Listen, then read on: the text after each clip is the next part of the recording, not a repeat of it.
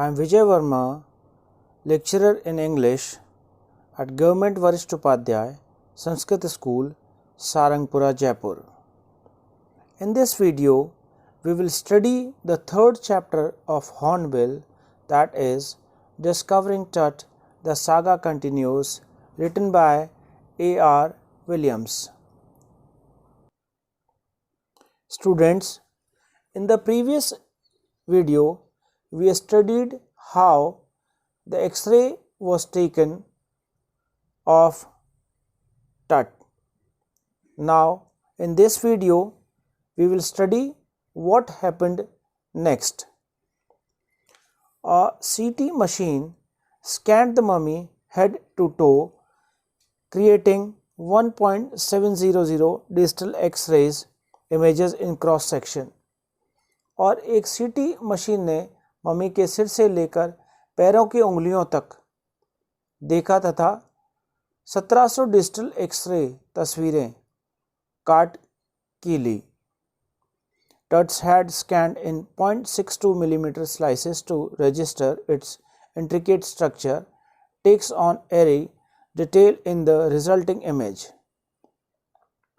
Tut का सिर, जिसे मशीन ने 0.62 मिलीमीटर के टुकड़ों में देखा ताकि इसकी जटिल रचनाओं को अंकित किया जा सके, भयानक बारीकियों के साथ अंतिम रूप से चित्रित हुआ. With Tut's entire body similarly recorded, a team of specialists in radiology, forensics, and anatomy began to probe the secrets that the winged goddess of a gilded burial shrine protected for so long. इस प्रकार तट के पूरे शरीर का अंकन किया गया. विकिरण विज्ञान, न्यायिक प्रक्रिया तथा शरीर रचना विज्ञान के विशेषज्ञों की एक पूरी टीम ने इन गुप्त रहस्यों की पड़ताल शुरू कर दी, जिनकी रक्षा पंखों वाली परियों ने, जो स्वर्ण जड़ित मंदिर से जुड़ी हैं, इतने समय तक की है. The night of the scan, workmen carried Tut from the tomb his box. Like pallbearers, they climbed a ramp and a flight stairs into the swirling sand outside, then rose on a hydraulic lift into the trailer that held the scanner. उस रात जब टट की scanning की गई तो टट को उसके बॉक्स में रखे हुए मजदूरों ने कब्र से बाहर निकाला. ताबूत ले जाने वालों के समान वे एक ढलान पर चढ़े तथा सीढ़ियों की एक पूरी श्रृंखला पर चढ़कर वे बाहर की चलायमान रेत पर आ गए. फिर एक हाइड्रोलिक लिफ्ट के द्वारा वे उस गाड़ी में प्रवेश कर गए जिसमें स्कैनर मशीन लगी हुई थी. 20 minutes later, two men emerged, sprinted for an office nearby and returned with a pair of white plastic fans.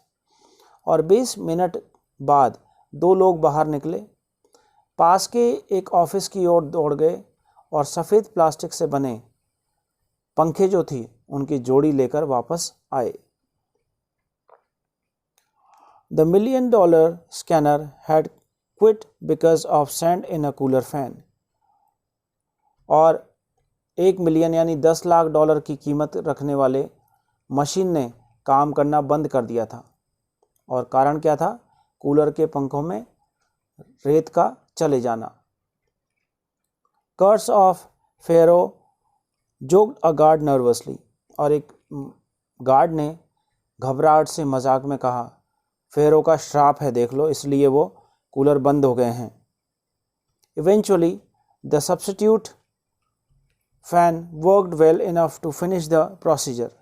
लेकिन किस्मत से काम चलाऊ पंखे जो थे काफ़ी ठीक तरह से उन्होंने काम किया ताकि प्रक्रिया पूरी हो सके. After checking that no data had been lost, the technicians turned Tut over to the workmen, who carried him back to his tomb. यह जांच करने के बाद कि कोई आंकड़े छूट नहीं गए, तकनीशियनों ने टट को मजदूरों को सौंप दिया, जो उसे वापस उसकी कब्र पर ले गए. ताबूत से बाहर निकाले जाने के 3 घंटे से भी कम समय में फेरो वापस शांति से अपने जगह पर चला गया। Less than 3 hours after he was removed from his coffin, the pharaoh again rested in peace where the funerary priest had laid him for so long. और वापस से उन मज़दूरों ने उस राजा की जो डेड बॉडी थी, जो मम्मी थी, उसको वापस वहीं पर रख दिया जहाँ पर वो पहले से विश्राम कर रहा था, उसी स्थान पर जहाँ पर जो पुजारी थे उस समय के, या पादरी थे, या जो भी पंडित लोग थे, उन्होंने उसकी अंत्येष्टि करी थी, और लंबे समय से जहाँ पर किसकी बॉडी रखी हुई थी।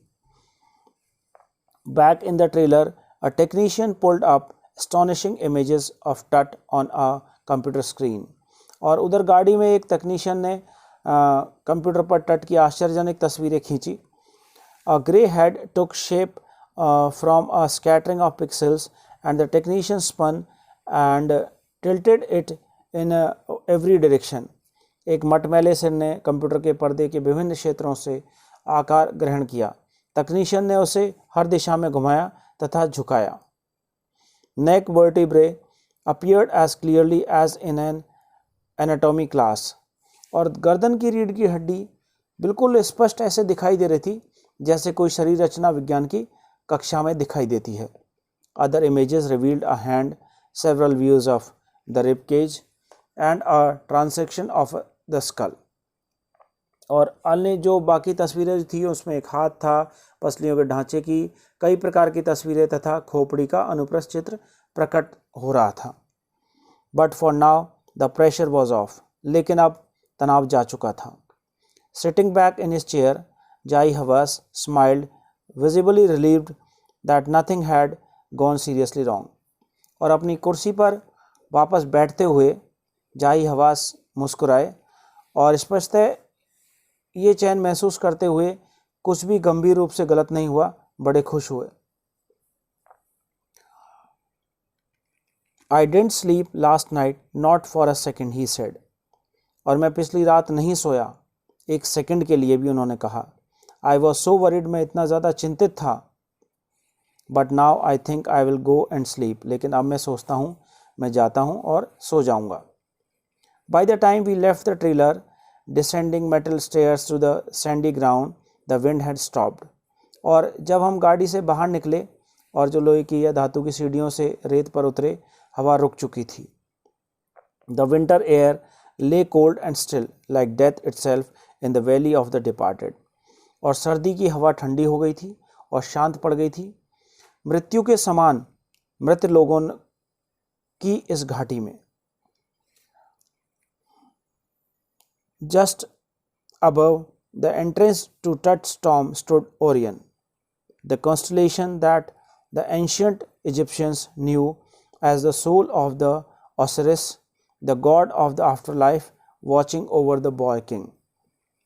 और तट की समाधि के प्रवेश द्वार के ठीक ऊपर ओरियन खड़ा था, जो एक नक्षत्र था, यानी तारा था, एक नक्षत्र जिसने प्राचीन मिस्रवासी ओसिरिस की आत्मा के रूप में जानते थे, जो बाद के जीवन का देवता था। यानी ओसिरिस को लोग, मिस्र के लोग मृत्यु के बाद के देवता के रूप में जानते थे। ओरियन इस किशोर राजा की निगरानी करता दिखाई दे रहा था और ऐसा लग रहा था जैसे कि ओरियन जो है, नक्षत्र जो है या तारा जो है, वो इस राजा की निगरानी कर रहा है। तो बच्चों, ये था हमारा पाठ डिस्कवरिंग टट द सागा रिटर्न्स। चलिए अब कुछ इसमें कठिन शब्दों का जिनका प्रयोग हुआ है उनको देख लेते हैं। तो इसमें पहला शब्द है इंट्रिकेट। इंट्रिकेट मीन्स जटिल। द नेक्स्ट वर्ड इज एरी। एरी का अर्थ होता है अजीब या डरावनी। स्प्रिंटेड। स्प्रिंटेड का अर्थ होता है तेज दौड़कर जाना। वर्टिब्रे नेक्स्ट वर्ड है, इसका अर्थ होता है रीढ़ की हड्डियाँ। अगला शब्द है ओसिरिस। ओसिरिस होता है जीवन के उपरांत जो हमारी रक्षा करता है वो देवता। Next word is shrine. Shrine यानी मंदिर या फिर पूजा का स्थान, जहाँ पर तीर्थ स्थल जो होता है। रिबकेज। रिबकेज यानी पसलियों का ढांचा। तो बच्चों, ये था हमारा पाठ डिस्कवरिंग टट द सागा रिटर्न्स। इस पाठ में हमने पढ़ा कि किस प्रकार से एक मम्मी यानी जो पैराओ डायनेस्टी की अंतिम जो शासक था राजा टट, उसका किस प्रकार से उसकी मृत्यु हो गई, और उसकी मृत्यु का कारण पता करने के लिए किस प्रकार से वैज्ञानिकों ने उसकी स्कैनिंग की, उसके एक्सरेज किए और ये पता लगाने की कोशिश की कि उसकी मृत्यु का कारण क्या था या किस प्रकार से उसकी मृत्यु हुई थी। तो बच्चों, यहीं पर हम इस पाठ को अंत करते हैं। जल्दी ही मिलेंगे अगले वीडियो में। तब तक के लिए धन्यवाद।